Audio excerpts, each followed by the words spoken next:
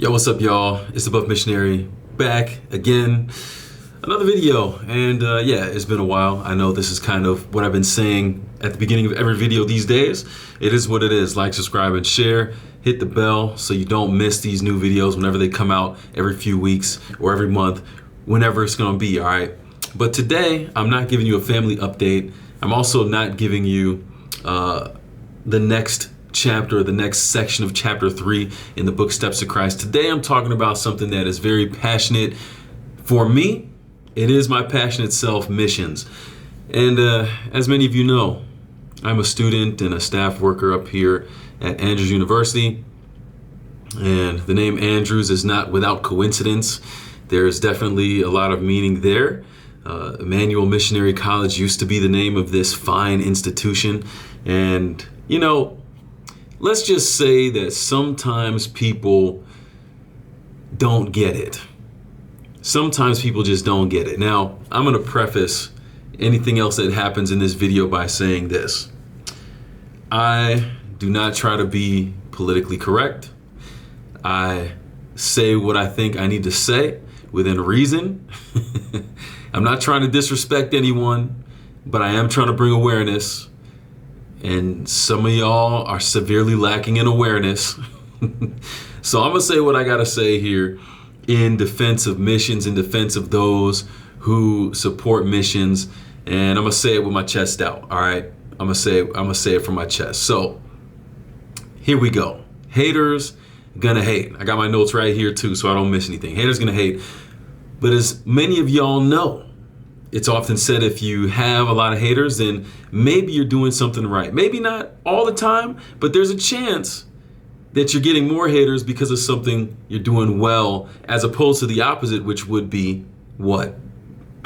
Going along with the flow.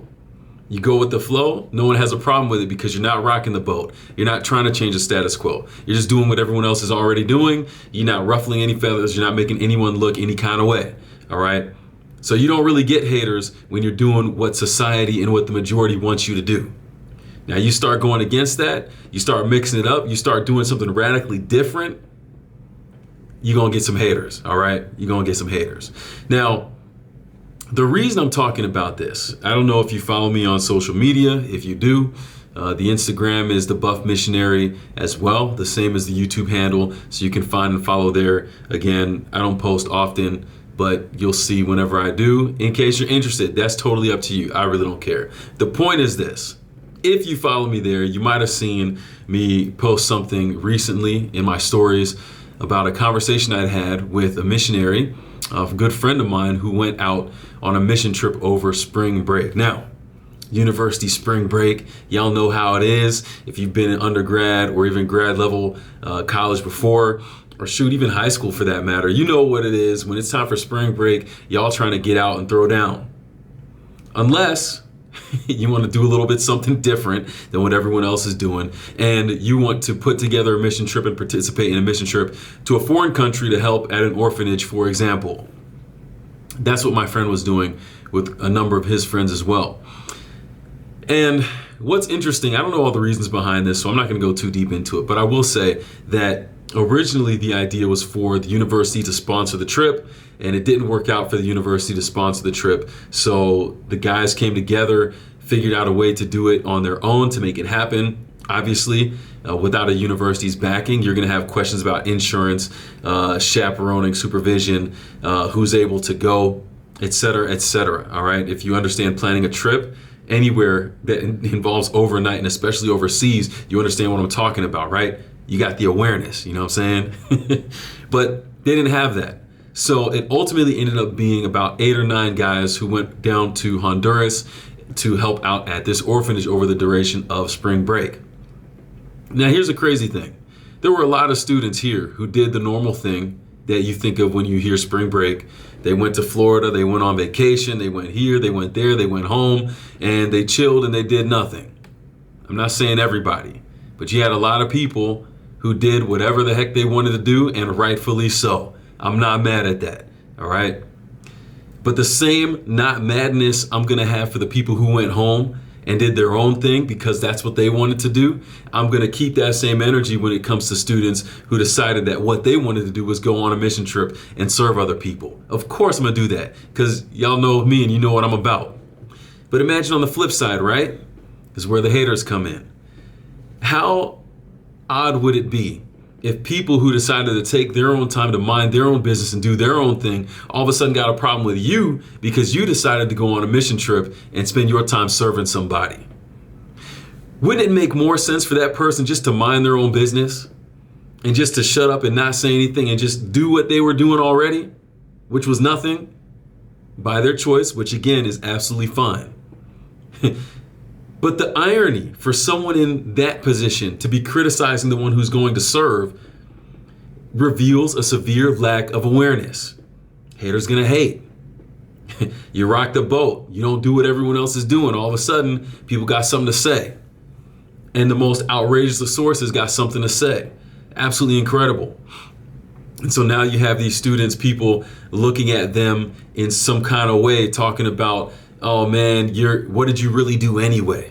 How did you even contribute to help somebody else have a better experience? My bad, what did you do to help with that? You were on vacation. And hey, like I said in the Instagram, not in this video, but I love to travel. I love going places just to go and chill. I don't have a problem with that whatsoever. But I'm not gonna be out there in my chilling and be hating on someone at the same time who decided to go serve. That makes no sense. It makes no logical sense. When I'm out there having a good time minding my own business, that's exactly what I'm doing. Minding my own business.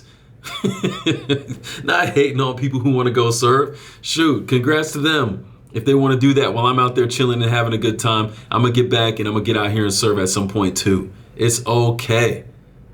I really hope you get where I'm coming from with this.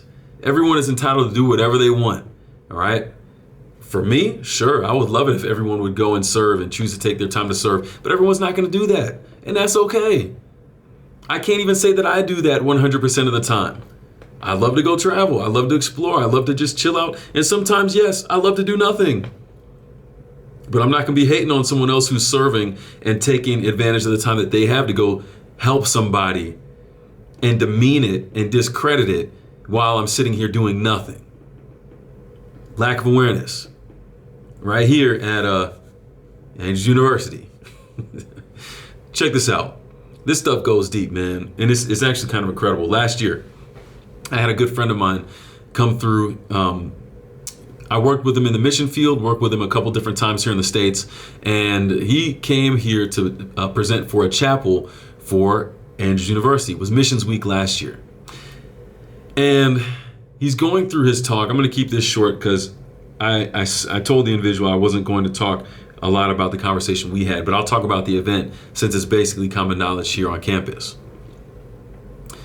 So he's presenting and he's sharing a little bit about his experience as a missionary, and he gets to the end where he's giving an illustration, and in the illustration there's a Chinese man and another person and people from that culture or whatever, and there was an accent involved in the portrayal of the illustration. I was sitting in the chapel near the back, and I hear all these people getting all mad and up in arms because my friend decided to use an accent to help with the illustration. And mind you, these are the same people I'm sitting there watching on laptops, on cell phones, with chemistry books out, with bio books out, not paying a single word of attention, doesn't even make sense, not paying a single lick of attention to the entire talk about this awesome experience that's being shared. But as soon as something comes up for a little sensitivity and a little woke ideology, those ears went up quick. All of a sudden they're tuned in and they want to hate on something without even paying attention to the entire message. Now, to be fair, I don't know if they were able to pay. Maybe studying bio in chapel is a way for you to keep concentration on the speaker who's talking. Maybe being engrossed on your cell phone for the entire 40 minutes and on TikTok, maybe that's how you focus on what a speaker's talking about in chapel. Maybe it is. I don't know. It doesn't work for me. But maybe that's you. Different folks, different strokes. Who am I to say? You know what? Who am I to judge? But yet, what I could see is that the people engaged in this kind of stuff, not paying attention whatsoever, as soon as something came up that they could find to be offended about, oh, now they got a problem. And this is something that's wrong with our society today, whether it's TikTok, whether it's Twitter, whether it's other social media, whatever it is on these different platforms, whether it's people engaging with one another right next to each other in person. We don't listen to dialogue. We don't get in conversation to learn anything anymore. We get in conversation and we wait, listening for that one thing that's going to be offensive so we can jump on somebody. That's what we do. That's what society does today. And it's so disingenuous because we're not even truly giving the other side or a different viewpoint a chance to be heard. All we're listening for is the thing we have an issue with so that we can engage with them on that in confrontation. That is not healthy, but that's what we do. That's what we do. And so we can never even find out things that we could agree on because we're not listening for any of that anyway. If someone speaks on something we agree with all the way, chances are we're going to be tuned out for most of it. But as soon as something comes up that we find to be offended for, oh man, up in arms, and it's the only thing I hear. It's the only thing I heard.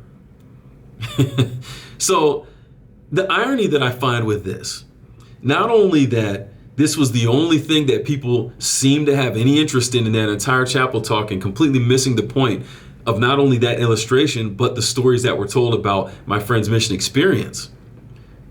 But how many of us sit down here and watch Netflix and Prime Video and Hulu and TV and YouTube and all this kind of stuff? You've heard of actors, right?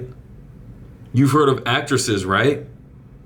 And yet these people from whatever backgrounds and cultures they're in, oh man, sometimes they completely embody someone else from a completely different culture and a completely different time period. But you don't hear people talking about that, do you? No. But they'll get mad about an illustration in chapel that's talking about how we can help other people in a mission sense and serve others. But these are the same people drinking up all their TV shows and movies and stuff. Lack of awareness. It's disturbing. Man, we literally have actors out here and that's what they get paid to do. I'm not hating on it. All I'm saying is there is a lot of inconsistency between what people want to get upset about and what people don't want to get upset about because it flows with them and the other thing doesn't. I mean, the actors are out here making their money while pretending to be from other cultures, and we're out here just drinking it up. Get out of here with that nonsense. You can't have your cake and eat it too, man. I'm calling it out today. That's what it is. You know what? I'm reminded of a groundbreaking series, right? Called The Chosen. A lot of you have seen that, I'm sure. And I love it. I'm not one of those guys who would say I cry often. I'm not that kind of guy. Some people cry more than others. I'm not hating on that whatsoever. I'm just saying it's not always me. But when it comes to this show, I tell you, there have been so many times that I find myself choking up and in tears over what I'm seeing, the portrayal of Christ and the disciples and the people kind of around that. Man, I love it. I absolutely love it. Just finished up season 3 myself, got the DVDs and everything. We'll watch it again, absolutely. But here's the thing. Are all of the actors on that show Hebrew? Are they all Jewish? No. Shoot. The cast is from all over the place. You got people, a bunch of members from India, Brazil, Australia, United Arab Emirates. You got Morocco, and a bunch of them are from America. But do you hear people hating on that? Or are they just sitting there and drinking it up? It's so funny how much awareness is totally lacking when it comes to how we view these things. And we'll sit here and we'll drink this up because, oh yeah, I remember that Bible story and yeah, I vibe with that. But when someone is challenging us to actually go and serve ourselves, we'll find everything wrong with it to give ourselves an excuse not to do it. We're not even meeting the argument. I think it's called red herring or something. We pick on that as a means to kind of smoke screen and get away from the whole point of the discussion. That way we don't even have to address it. It's amazing. I mean, shoot, all the wokies who got all upset in chapel last year should be just as upset about The Chosen having cultural appropriation and all that kind of stuff going on with The Chosen and all your other TVs and movie shows, huh? But where's all that energy at? It's kind of silent. And don't even get me started on the whole neo-colonialism thing. This is by far the biggest joke, the biggest woke joke when it comes to the arguments against missions. Like, it is so funny. I swear, I think people think they're smart just because neo-colonialism, it sounds like a big word. Neo-colonialism. You drop that on a line and nobody knows what it means, so they assume you know because you said it, when the reality is you don't either. But because you said it first, you get the credit as if you're more intelligent than the other person. So they just take it and listen. When I would bet that most of the people who use the term don't even know what it means. Yeah, let me look this up. I think we should break this down. Let's see how smart we really are out here in these streets, all right? Let's see. I opened this up the other day. Neo-colonialism. What is it in simple words? The use of economic, political, cultural, and other pressures to control or influence other countries, especially former dependencies. Yes, that is exactly what student missions is. Oh my goodness, man. This stuff, it really cracks me up. The use of economic, political, cultural, and other pressures to control or influence other countries, especially former dependents. Do you understand the level at which something has to occur for it to be neo-colonialism? And yet you have people speaking out against something like student missions, calling it neo-colonialism? The lack of awareness. It's disturbing. It's disturbing. Man. Man, if we really want to talk about this thing, all right? For all the people who are so smart and know what this term means and use it all the time because you can't stand missions and student missions. Never mind the question, what do you believe about Adventism and Christianity? Because I guess go ye therefore is off the table for you. I'm just saying. But since we know so much about neo-colonialism, tell me how John Nevins Andrews and other Adventist missionaries and even other missionaries from other religions, tell me how they engaged in that. Tell me how they engaged in the use of economic, political, cultural, and other pressures to control or influence other countries, especially former dependencies. Tell me how they did that. Please, I'm waiting. I am waiting. I'm waiting. And I will continue to wait because you don't have an answer for that. You really don't. Like, the reality is, and this is the thing that gets me the most. People want to act like they know so much about this neo-colonialism and all this kind of stuff. But most of the people who talk about that don't know who Andrews was. They don't know why the school is called Andrews University. They don't know who the statue's about or who's in that statue that's out in front of Pioneer Memorial. They don't understand why the globe is a big part of the entrance when you get into Andrews. They don't know why the school was called Emmanuel Missionary, God with Us Missionary College, before it changed to Andrews as the first official church missionary. And he wasn't even the first one to go. Shoot, 10 years before he left, a guy named Tchaikovsky was out there sharing the Advent message, the gospel, to his people. But nobody knows about him. Oh, but neo-colonialism, right? Come on, man. We want to talk all this mess, but we don't know anything about these people. We don't know anything about where they went to serve. We don't know anything about their stories, how they served, the things that they lost, the ways that they impacted people, but neo-colonialism. Okay. In fact, I'll say this. If you think that missions is about neo-colonialism, and if you think that missions is neo-colonialism, student missions, then I think you have a fundamental misunderstanding of what the gospel is, and even more of a misunderstanding of what it means to be a student missionary. And I'll say this in addition to that. I'm not defending religions that have come in with a conquering hand and used God and spirituality to defend it. Okay? If we look throughout history, there is a lot of that. And that might be more along the lines of neo-colonialism, most definitely more along the lines with that than something like being a student missionary. But to equate the two, we're basically saying that these guys who went out here and other missionaries who take the time to go serve, whether it be for a week, a month, 10 months, a year, multiple years, whatever, are on the same level as Constantine. That's what the ignorance is speaking and saying. That's what they're trying to do. To try to mass convert everybody and eliminate the people who aren't really in line with that. That's what that's about. Now, I don't know, but if you know anything about history, I don't think you can rightfully compare Constantine to a student missionary. We're talking about two completely different things here. But because we're trying to sound so smart, we want to use these words to discount the experience of others. And that's what we're really saying, even though we don't even know it. Man. And I guess I'll finish out with this here.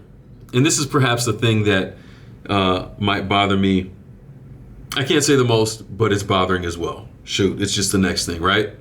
Because if people here in an Adventist institution, and asterisk there, I understand that everyone here is not Adventist, okay? So I'll give you that.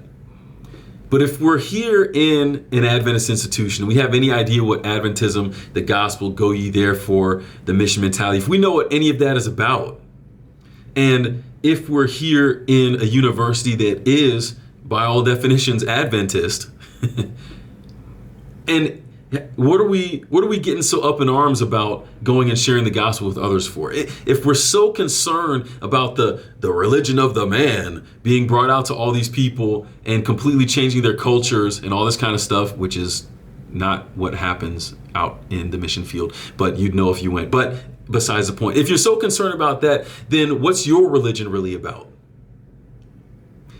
How is your religion and whatever it is that you believe impacting you in a way to make you go and do something that's better? Because if we're so quick to criticize,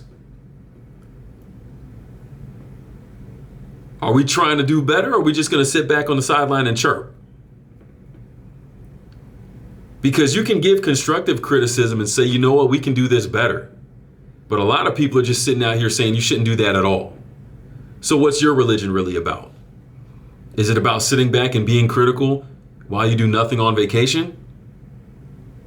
Or is it about saying, you know what? I want to take the time that I have to go serve someone and give of myself for the benefit of somebody else. Because those are two very different religions. Even though I swear, if you ask the two different people what they believe and what church they go to, they're both going to say Adventist. There's a problem there. And if you haven't realized that by this point, shoot, it might be what it is. It's kind of a woke joke, though, to sit back there and do that and criticize while not contributing anything. I'm just saying. You've heard me say it through, but when I was first taking some notes to write for this little video / missions rant, the one thing that kept popping into my mind was, Darth Vader, your lack of faith is disturbing. And you know what? I could say probably the same thing here, but really what it turned into as the notes kept going on is your lack of awareness is disturbing. And for a lot of us, our lack of awareness is very disturbing. Where we'll sit down, identify as something, and then speak something that's completely against the thing that we claim to identify with. There's a problem there. And if we can't recognize that there's a problem there, man, we got to go back to the drawing board. Or maybe we need a wake-up experience to help us to see that. I'm not saying that every missionary is perfect, because we are not. But I am saying that if we think that student missions and Constantine are the same thing, then we have a severe understanding of who Constantine was and of what student missions is. And if that's where you are, go back to the drawing board and figure it out. Talk to someone, learn about their experience, and get to hear the stories of how they actually impacted someone. And maybe you'll get a better understanding of what it means to be a student missionary and why it's important and why it brings value. That's part of the reason why the Go the Mission podcast exists, because there's a lot of people who want to talk so quickly about the mission experience and what it is and what it isn't, who have never set foot outside the country. You get a different perspective when you go out there to serve. When you get served from other cultures in your attempt to go be a missionary, you understand how different cultures can relate and respect each other and live without being offended by one another in every little thing. You begin looking for those areas of harmony and accord and seeing how you can work together despite the things that make you different, instead of ignoring all of that stuff and just waiting for the one thing you disagree with, and now you got something to say. So my encouragement to you is just try to be more aware. I'm gonna do it too, because we can all grow. Like I said, no one is perfect. And as I close out the video, I do want to give this measure of encouragement as well. I think that when people are moving in the right direction, especially in regard to spiritual things, that there's enemies out there that don't like that. And it's their object to try and discourage you from continuing to do the things that you believe and that you feel is right.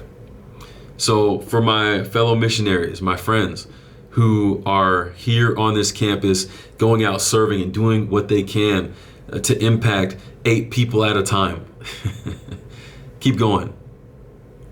Stay strong, keep your heads up, and don't let all the chatter and all the chirping and all the critique distract you from the fact that you're making a difference. And we know that because more and more people have more to say about it. Look, there's a lot of people who went on that 1-week trip who are going to be out there as full-time missionaries next year. They got a taste of what it meant to serve someone else. They got a taste of what it felt like to not be in the majority, and yet to see people respond to you in such a way because they're so grateful that you showed up and you decided to be there with them. That they want that experience for the next school year. That's amazing. And the more that we keep doing these little trips, and the more that people get a chance to see for themselves what missions is really about, the more people will want to join in on that. And guess what? As more people do, there's going to be more chirping. There's going to be more hating. But be encouraged, because I'm going to tell you today, you're doing something right. And keep it up. Let's be more aware. Let's try to adopt the mission mentality more. Let's think less about ourselves and more about how we can help other people and be a blessing to them. And with that, it's the Buff Missionary, and I'm out. Like, subscribe, and share. Hit the bell so you don't miss any new videos. And until next time, we out here. Peace.